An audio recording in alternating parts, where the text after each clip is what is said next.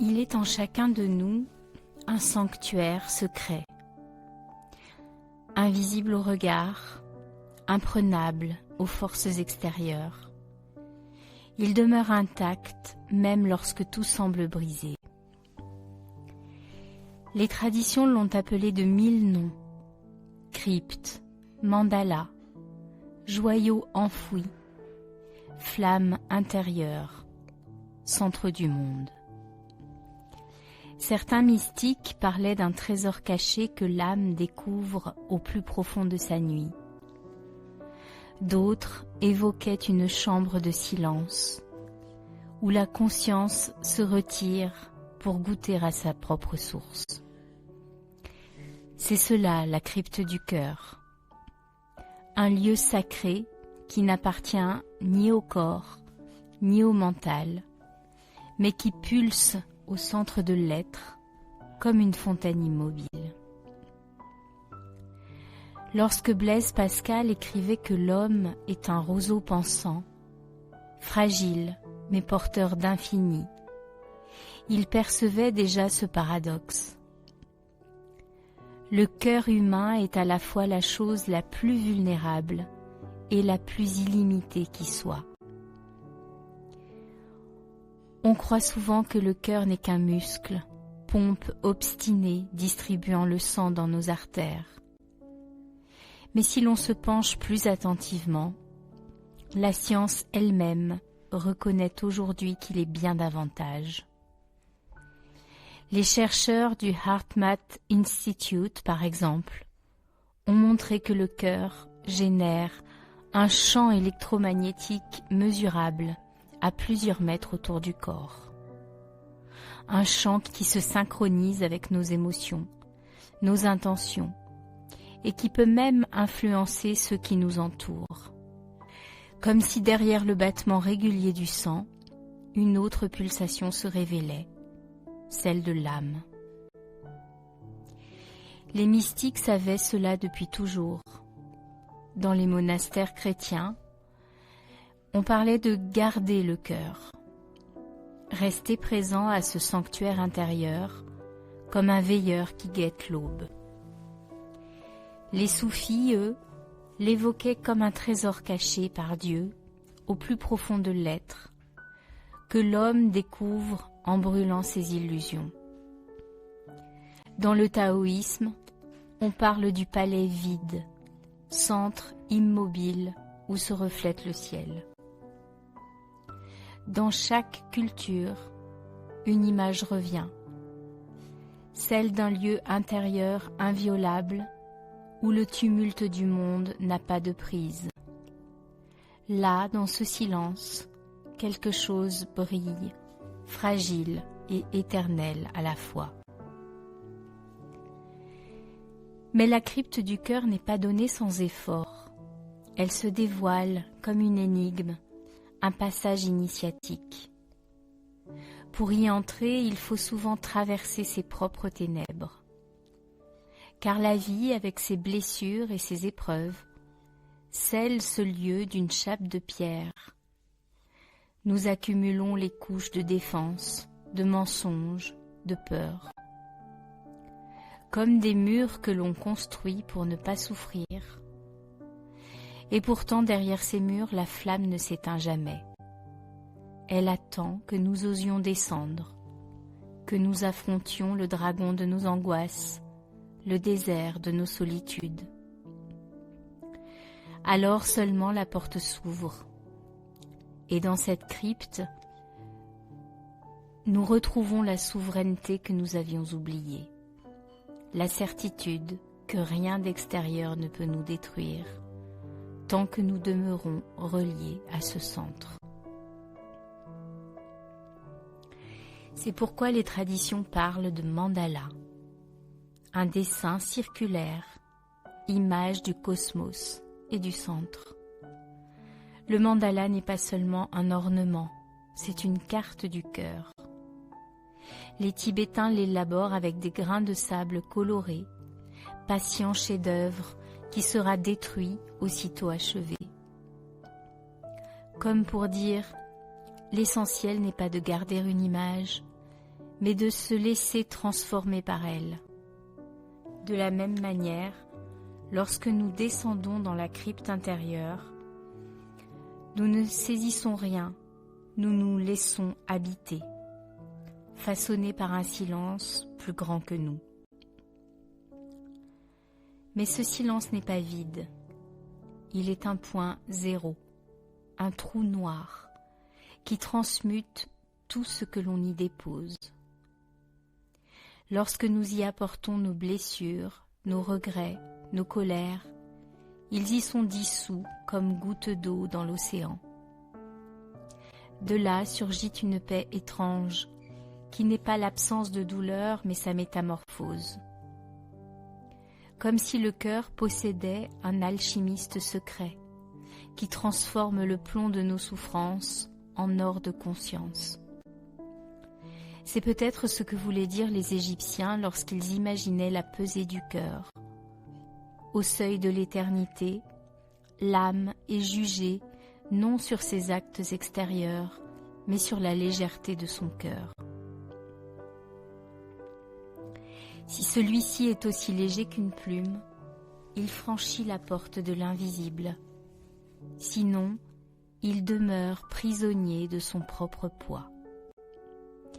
Tout l'enjeu de la vie spirituelle, alors, serait d'alléger ce cœur, de l'affranchir des fardeaux inutiles, jusqu'à retrouver la légèreté originelle. Et ce chemin n'est pas réservé aux mystiques retirés dans les monastères. Il se vit dans la chair de nos existences ordinaires. Chaque respiration peut devenir un seuil, chaque silence une porte. Si nous nous asseyons un instant, fermons les yeux et portons simplement l'attention sur la poitrine, un phénomène subtil apparaît. Le souffle se calme, les pensées ralentissent et une présence douce émerge. Ce n'est pas spectaculaire, c'est même presque rien. Mais ce rien change tout. Car dans cet espace minuscule, une immensité se révèle. Le cœur devient un mandala vivant, sphère infinie qui nous relie à plus vaste que nous. Les neurosciences commencent à rejoindre cette intuition. On sait aujourd'hui que le cœur n'est pas un simple exécutant du cerveau. Il possède son propre réseau de neurones, assez dense pour qu'on le qualifie parfois de petit cerveau du cœur. Ce réseau communique en permanence avec le système nerveux central, modulant nos émotions, notre mémoire, notre perception du monde. Des études montrent que lorsque le cœur est en état de cohérence, c'est-à-dire lorsque son rythme devient régulier et harmonieux, le cerveau fonctionne mieux, la clarté mentale augmente, le stress diminue. En d'autres termes, la crypte intérieure n'est pas qu'une métaphore poétique. C'est une réalité physiologique. Quand nous nous accordons au battement profond de ce centre, tout notre organisme entre en résonance. Mais là où la science mesure, les traditions célèbrent. Pour les soufis, le cœur est la Kaaba intérieure, un cube invisible autour duquel tourne l'univers.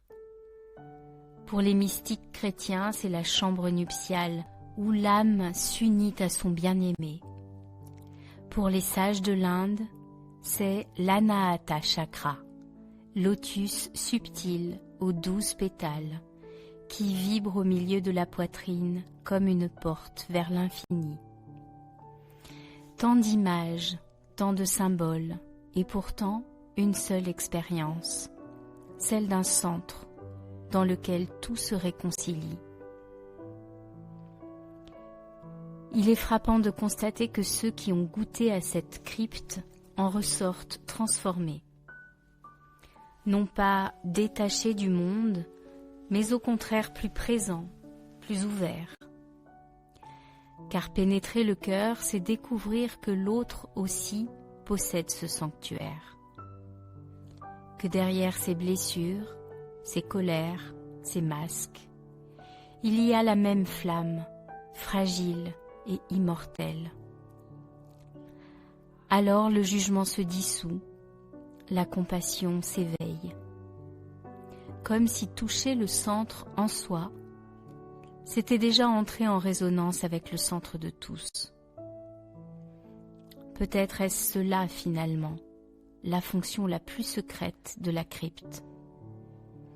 Nous rappeler que nous ne sommes pas séparés, mais membres d'un même mandala cosmique. Et pourtant il faut du courage pour s'y aventurer. Car la crypte n'est pas toujours douce. Elle peut d'abord se présenter comme un abîme, une nuit obscure. Jean de la Croix parlait de ce passage où l'âme ne sent plus rien, ni lumière, ni consolation. Tout semble vide, stérile. C'est que l'ancien monde se défait. Les illusions tombent, les attachements se brisent. La crypte, avant d'être une chambre lumineuse, est parfois une tombe où nous déposons notre ancien moi. Mais de cette mort naît une vie nouvelle. L'alchimie du cœur ne se fait pas sans brûlure, elle exige que nous offrions ce que nous avons de plus précieux, nos certitudes, notre contrôle, nos masques. Alors seulement la flamme cachée jaillit, claire comme une aurore après la tempête. Il arrive aussi que l'accès à cette crypte soit barré par nos blessures anciennes. Les traumatismes, les chocs, les deuils, la recouvrent de couches opaques. Nous nous protégeons en fragmentant notre être, en reléguant loin de nous les parts qui ont souffert. Mais le cœur n'oublie pas. Il garde la mémoire, même refoulée. Et tant que ces fragments ne sont pas réintégrés, la crypte reste voilée. C'est pourquoi tant de pratiques modernes, de la thérapie des parts à la cohérence cardiaque, rejoignent aujourd'hui les sagesses anciennes. Elles cherchent à ramener ces morceaux dispersés vers le centre, à recréer un mandala unifié, comme si la guérison n'était rien d'autre que ce retour au sanctuaire intérieur, où tout trouve sa place. Alors, comment entrer? Les maîtres disent par le souffle, par le silence, par l'attention. Pas besoin de rituels compliqués. Il suffit parfois de poser la main sur sa poitrine, de fermer les yeux et d'écouter. Écouter non pas les pensées, mais le battement discret qui nous traverse depuis le premier instant de notre vie. Ce battement est comme une clé. Chaque pulsation frappe à la porte de la crypte, nous rappelant « Tu es vivant, tu es relié ».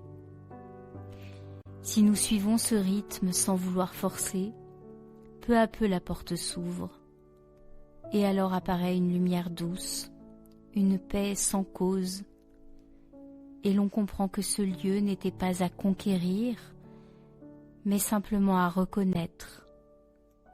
Il était là depuis toujours. Certains décrivent ce moment comme une dilatation. Le cœur s'élargit, il devient vaste comme le ciel. D'autres le ressentent comme une chaleur, une flamme qui réchauffe de l'intérieur.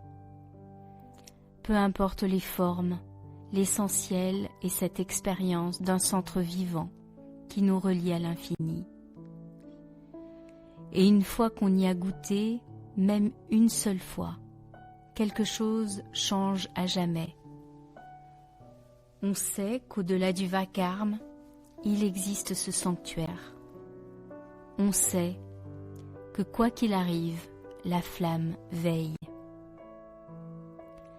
C'est pourquoi la crypte du cœur est à la fois intime et cosmique. Elle est ce point minuscule, enfoui dans la poitrine, et en même temps elle ouvre sur l'axe du monde, l'arbre cosmique qui relie la terre au ciel. Elle est comme une étoile intérieure, reflet du soleil secret qui pulse au centre de l'univers. En nous reliant à elle, nous découvrons que notre cœur bat à l'unisson avec celui du cosmos. Le microcosme et le macrocosme se rejoignent, et nous comprenons alors ce que les anciens répétaient: l'homme est un petit univers. Chaque battement de notre cœur est une pulsation de l'univers en nous. Peut-être est-ce là le plus grand mystère. Ce sanctuaire n'est pas une construction de l'imagination. Il est réel, plus réel que les murs qui nous entourent, et il nous attend. Chaque instant, nous pouvons nous en approcher. Chaque instant, nous pouvons descendre l'escalier intérieur, franchir la porte invisible et entrer dans la crypte silencieuse. Là, aucune peur n'a de prise. Là, le temps s'efface. Là, nous sommes enfin ce que nous avons toujours été, une flamme dans l'infini.